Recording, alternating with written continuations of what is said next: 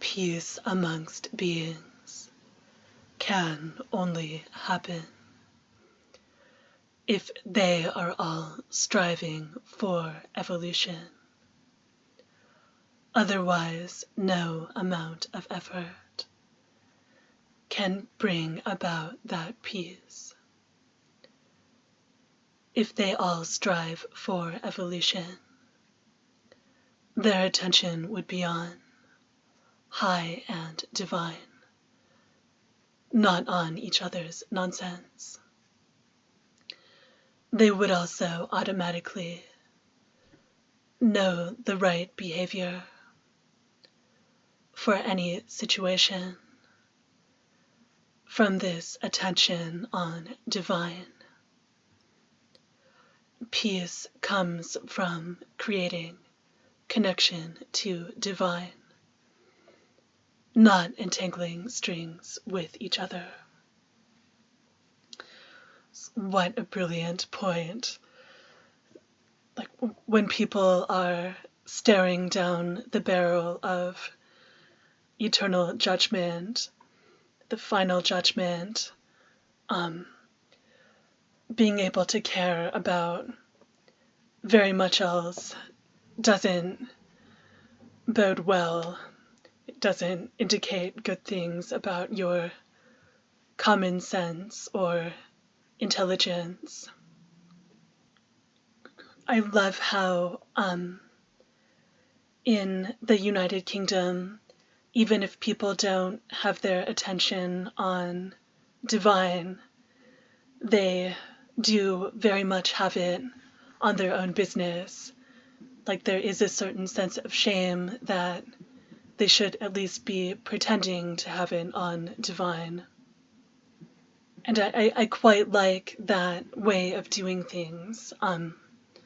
So if 100,000 doctors want to buy their degrees in India and then come to London and slice open grannies in exchange for a fat paycheck, that is perfectly fine with me. If people want to or come here and plot jihad and cut off their daughters' clitorises, I would consider that a private arrangement between them and Allah. There's no social security numbers here, so a lot of immigrants come and take out 100,000 pounds worth of loans, and then all they have to do is move address, and they don't have to pay it back. That's absolutely none of my business, so whatever people's issues are, whatever they're up to, whatever they're doing and focusing on is their own thing, and they don't put the microscope on me, they don't examine my body, my privilege. Nothing is considered a reason to be rude to me personally or be unkind to me personally. So they mind their business, I mind my business.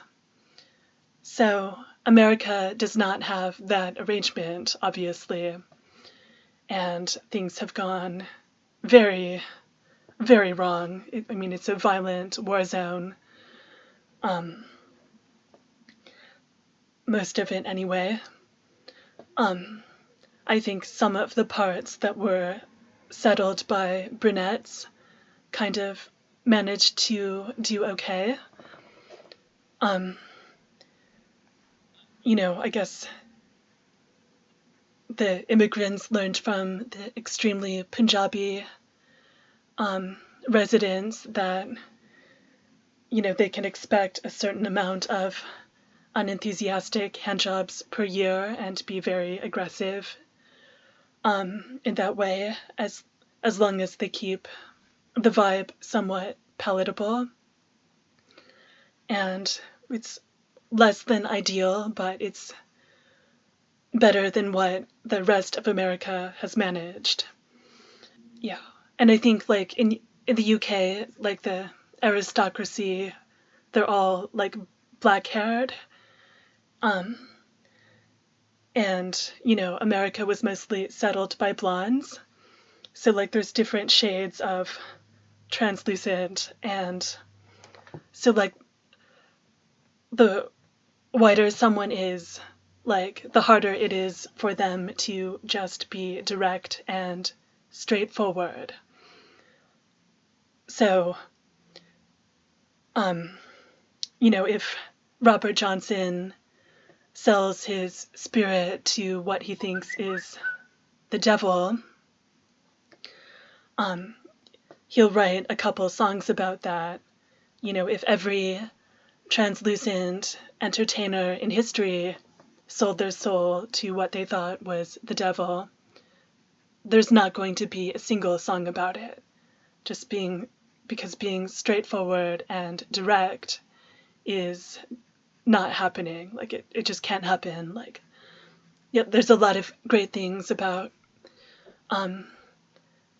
being white. Like you don't care about your ancestors or your legacy, or you care less about material things than what other people can comprehend. But being clear and direct it's just out of the question. So when people come into blonde territories, things can go really wrong. Like if someone shouts at like an ultra white person to go back to Europe, or they're going to make their life hell and regret it, like that probably happens 20 trillion times a day on the West Coast. They're not going to tell the other person to piss off. So if someone shouts at a blonde to go back to Europe, otherwise they're going to make their life hell and they're going to regret it if they don't. The blonde is willing to pretend, or I mean, that actually is an intellectual conversation from sociology class by West Coast standards. That's considered perfectly civil. It happens 100 trillion times a day.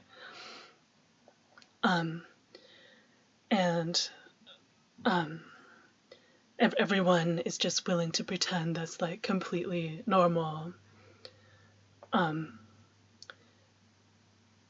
So, and I guess a lot of the blondes, like they do have enough money to be shielded from the worst of it.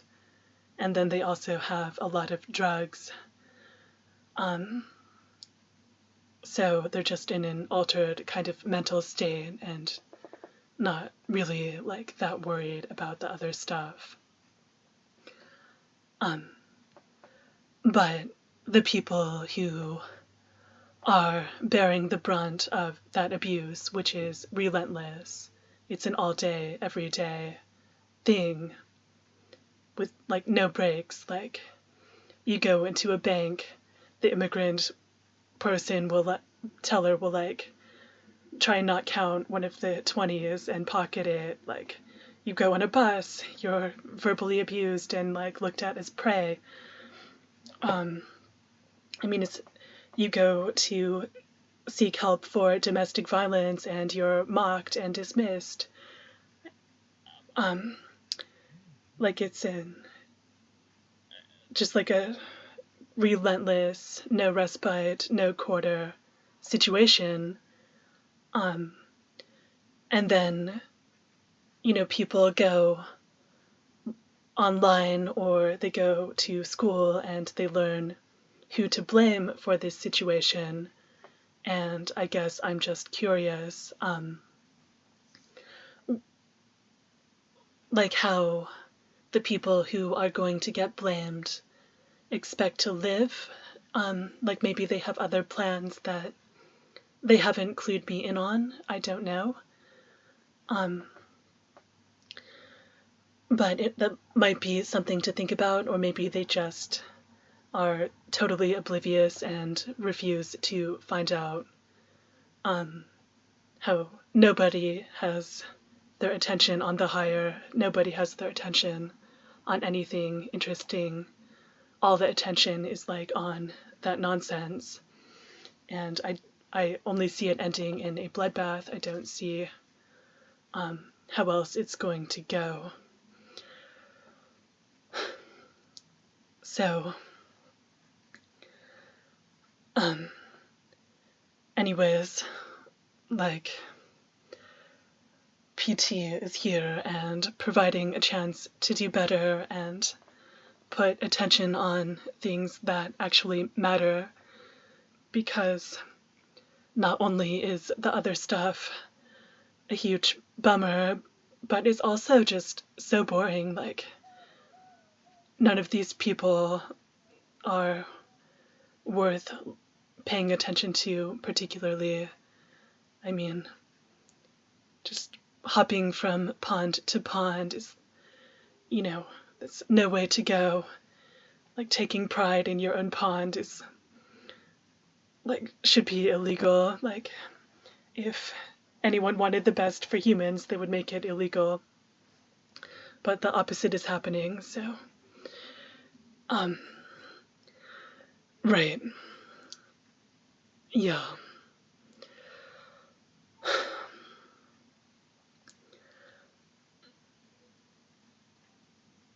Yeah, so, I mean, when a Brit jihadi, like, conducts themselves with more class than, like, the creme de la creme Americans, like, you just know that something's wrong over there. And, yeah. Now there's a solution, so that's great.